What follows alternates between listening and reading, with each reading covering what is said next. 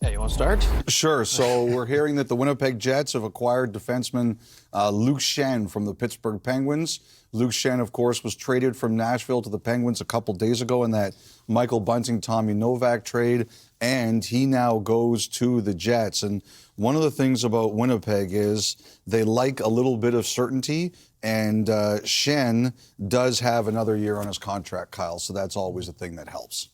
Schenn was dealt to Toronto a couple years ago. Morgan Riley maybe had his best playoffs as a Leaf with Schenn next to him, and now he goes to Winnipeg, a team first in the West, best team going right now this season, David, and a little more depth on their blue line. I love that. We mentioned his name. We threw that name out there when we discussed the Jets earlier after we heard from Sean Reynolds.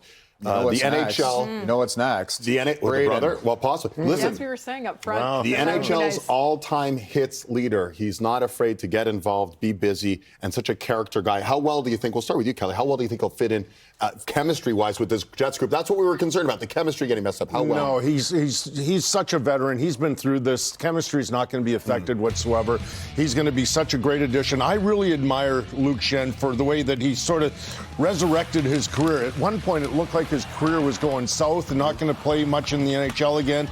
And as Kyle said, he went back to Toronto and had a great playoff and everything. A real good story to see just how he's back and people want him again. That's awesome. When he won the cup, they played 11-7 a lot. Yeah. And you got to be a good teammate to play 11-7 because you're getting less minutes as normal. Mm-hmm. So not saying they're going to play 11-7, but you never know because I think Miller has been a good player for them. I think he's got an absolute bomb from the point.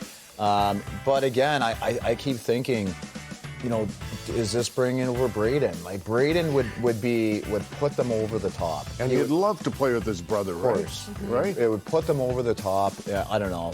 Maybe Elliot knows the answer to that, but it looks like this is setting up for a monster day for Kevin Cheveldayoff and Craig Heisinger.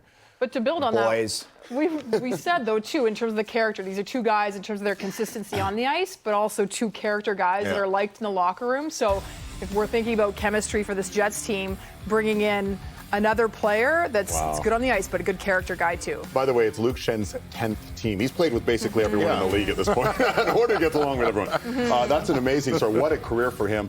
And could his brother be joining? Would that be the massive splash there? Because, listen, Dallas just laid down the gauntlet. We saw Colorado added Brock Nelson. That Central Division, getting out of there is going to be chaos. It's just money. They have room. They have it's just money. Brandon Tanev, the NHL team that signed him, you'll remember, were the Winnipeg Jets. When he came out of Providence College in 2016, he's going back there from Seattle. That is a second rounder. Winnipeg, stealthily, Kevin Cheveldayoff has gone out and added Luke Schenn, beloved by everyone, Stanley Cup winner, and Brandon Tanev, who everyone speaks so highly of as well. He's added some character to a team that's already filled with character, Cal. Yeah, well, he plays so hard. That's what you have to fit in with Winnipeg that way. That's giving up a lot, though, a second rounder. I really like Tanev, but he's not going to be counted upon for a lot of scoring. He just plays the game the right way, so you get a lot of that from him. He's definitely going to fit in very much like Luke Schenn, good team guy.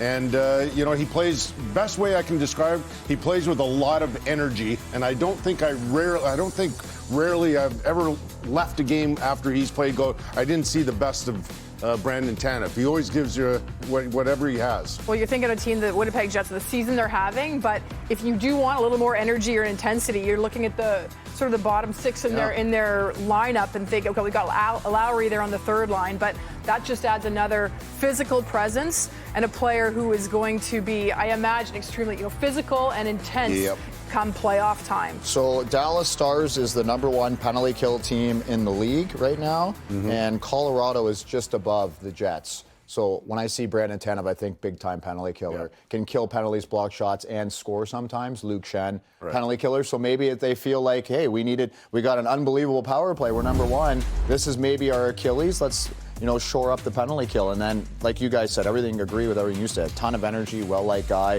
Has been in Winnipeg before, likes everything about the city, the training staff, all that. So then you start looking at the depth chart and everything here, and where he's versatile as well. He can move up and down for injuries. it just seems like if nothing else is done, they really love Nemestikov for good reason. Like, he's almost earned his right to be up there. If you think you can upgrade him for the right price, remember, Chipper, it's just money. But if you think you can, yes. But if you don't, you're okay with that. And I have Fallow on the fourth line. I know. I was just looking at that. He was a first-line left winger on Kopitar's 2 years ago. He was a first-line left winger scoring 30 goals. That's your fourth line? Right. Sign me up, Winnipeg.